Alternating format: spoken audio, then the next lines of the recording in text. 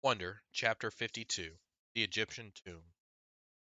Over the next month, August and I hung out a lot after school, either at his house or my house. August's parents even invited Mom and me over for dinner a couple times. I overheard them talking about fixing Mom up on a blind date with August's uncle, Ben. On the day of the Egyptian Museum exhibit, we were all really excited and kind of giddy. It had snowed the day before, not as much as it had snowed over the Thanksgiving break, but still, snow is snow. The gym was turned into a giant museum, with everyone's Egyptian artifacts displayed on a table with a little caption card explaining what the thing was. Most of the artifacts were really great, but I have to say, I really think mine and Augie's were the best. My sculpture of Anubis looked pretty real, and I had even used real gold paint on it. And August had made his step pyramid out of sugar cubes. It was 2 feet high and 2 feet long. He had spray painted the cubes with this kind of fake sand paint or something. It looked so awesome. We all dressed up in Egyptian costumes. Some of the kids were Indiana Jones type archaeologists. Some of them dressed up like pharaohs.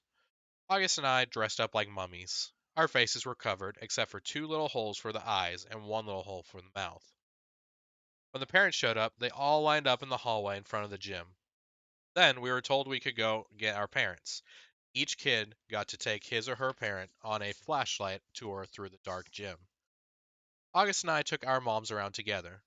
We stopped at each exhibit, explaining what it was, talking in whispers, answering questions. Since it was dark, we used our flashlights to illuminate the artifacts while we were talking. Sometimes, for dramatic effect, we would hold the flashlights under our chins while we were explaining something in detail. It was so much fun, hearing all those whispers in the dark, seeing all the lights zigzagging around the dark room. At one point, I went over to get a drink at the water fountain. I had to take the mummy wrap off my face. "Hey, Summer," said Jack, who came over to talk to me. He was dressed like the man from The Mummy. Cool costume.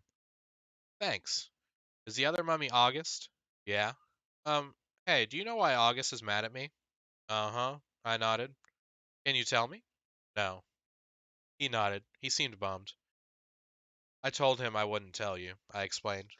So weird, he said. I have no idea why he's mad at me all of a sudden. None. Can't can't you at least give me a hint? I looked over at where August was across the room, talking to our moms. I wasn't about to break my solid oath that I wouldn't tell anyone about what he overheard at Halloween, but I felt bad for Jack. Bleeding scream, I whispered in his ear and then walked away.